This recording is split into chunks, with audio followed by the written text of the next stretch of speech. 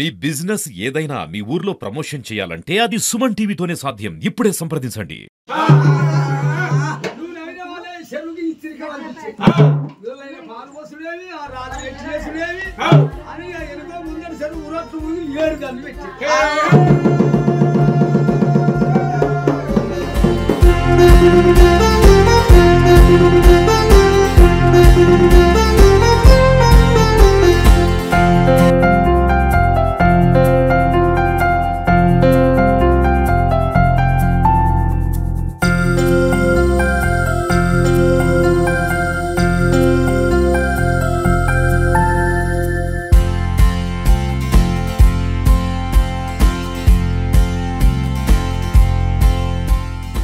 అంతరించిపోతున్న బొమ్మలాటను మందగోళ్ళ వారు అయితే కన్నారు మనతో అంతరించిపోతున్న ఆటను 10 మందికి ఇప్పుడు చూపెడుతున్న టెక్నాలజీ మారింది. సోషల్ మీడియా వచ్చింది, టీవీలు వచ్చిన తర్వాత కూడా ఈ ఆట అనేది కూడా ఇప్పటికి చాలా వరకు అంతరించిపోయింది. ఎక్కడ కూడా కన్ఫ్యూజన్ లేదు.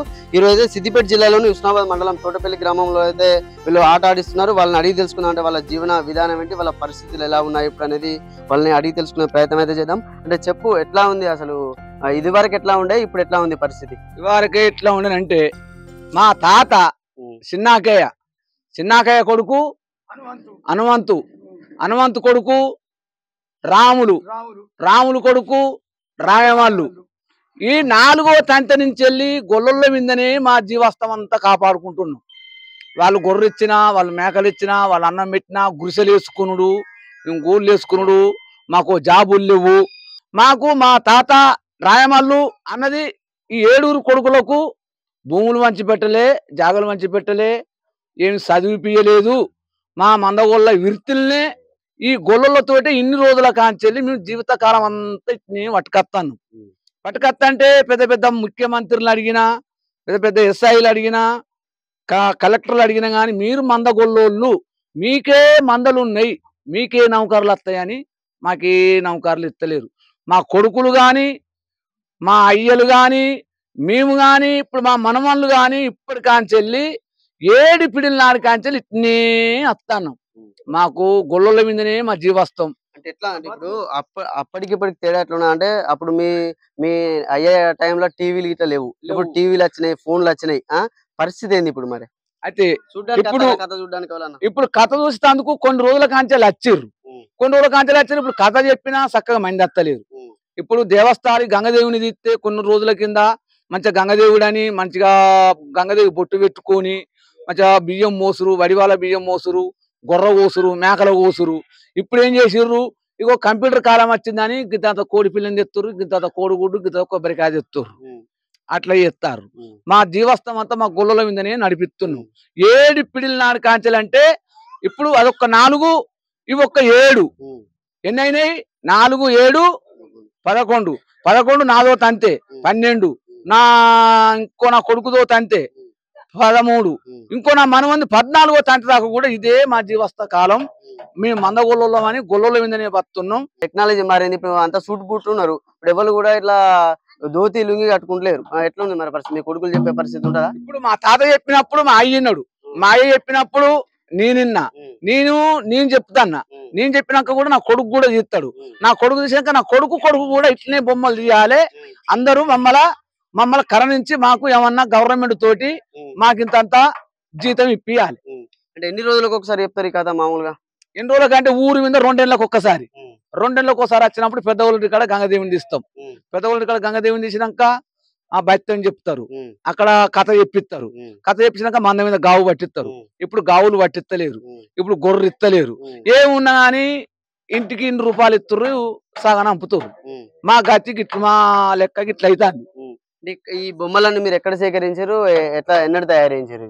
అట్లా ఈ బొమ్మలు ఎట్లా తయారు చేసినామంటే, ఈ గొల్లోళ్ళు మంద మీద మా మందలో పుట్టిన మందబోయిన తోటి గావు పట్టించుకొని బలి వేయించుకొని మాకొక్క ఇర్తి ఇచ్చిర్రు.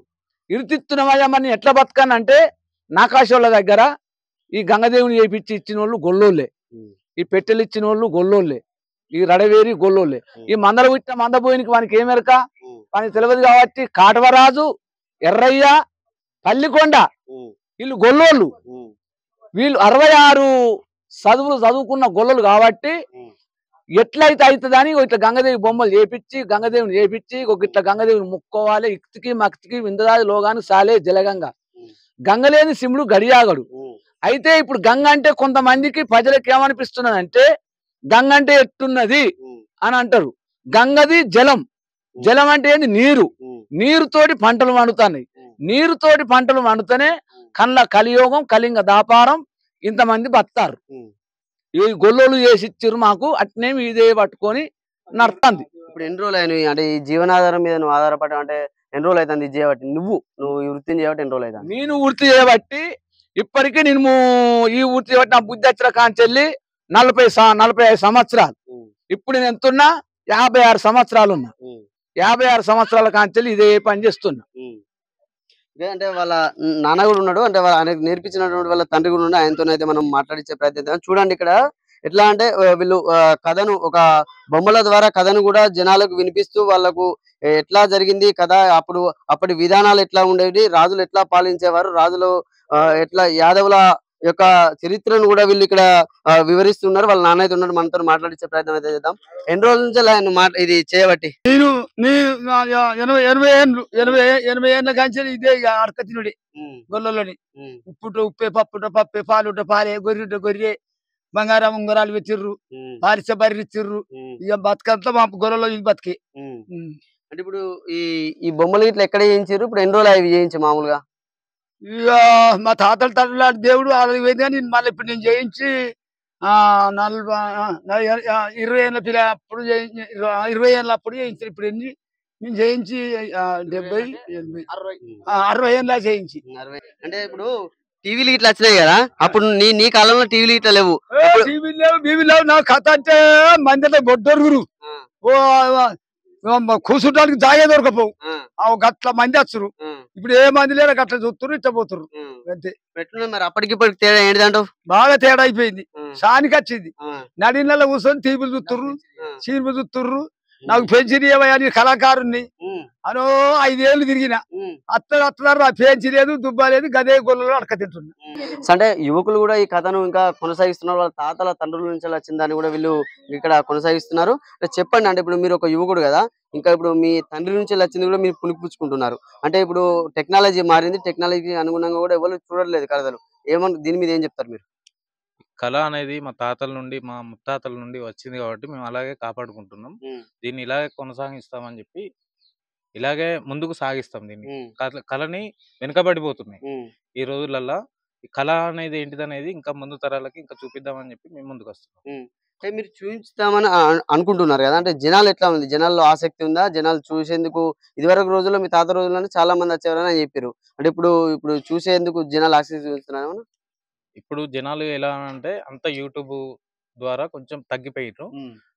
మనది ఇప్పుడు మనం ప్రతిదీ యూట్యూబ్ లో పెడితే మాత్రం చూస్తారు కంపల్సరీ. ఇది కూడా కొంచెం దీనికి కూడా సహకరిస్తున్నాం. అంటే యూట్యూబ్ లో పెట్టేందుకు కూడా మేము కొంచెం ముందుకు వస్తున్నాం. ఇదంతా కళని అంతా తీసి యూట్యూబ్ లో పెట్టి కొంచెం వైరల్ కావడానికి వాళ్ళకి పింఛన్లు కొన్ని ఉన్నాయి రావడానికి, వీటికి కూడా ప్రయత్నం చేస్తున్నాం. అంటే ఇన్ని కళలు చేస్తున్నారు కదా, మీకు ప్రభుత్వం తరపున ఏమైనా ప్రభుత్వం గుర్తించే అవకాశం ఏమైనా వచ్చింది ఎక్కడన్నా? ఇప్పటి వరకు రాలేదు. ఇది అన్నా చూసి రావాలని చెప్పి కోరుకుంటున్నాం గవర్నమెంట్. ఇప్పుడు రానున్న రోజుల్లో అంటే మీ తాతలు తండ్రులు ఇచ్చిన కళను కొనసాగించే అవకాశం ఉందంట? తప్పకుండా కొనసాగిస్తాం. చూసారు కదా, అంటే ఇప్పుడు మా జీవన విధానం మీద మా తాతల తండ్రుల నుంచి కూడా ఇది మేము కొనసాగిస్తున్నాం. ఇంకా కూడా మా ముందు తరాల వారు కూడా దీన్ని కొనసాగిస్తారని కూడా వీళ్ళు చెప్తున్న పరిస్థితి ఉంది. కెమెరామెన్ జగదీష్ తో సతీష్, సుమన్ టీవీ, సిద్దిపేట.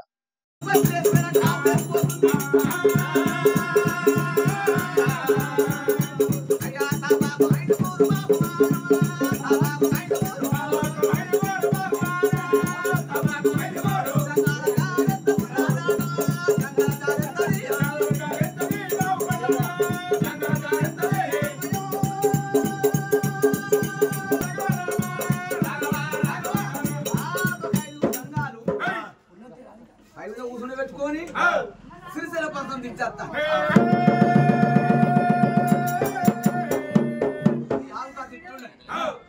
నాకు 5 దారిస్తాందా? ఈ జంగాలు ఈ ఒక్క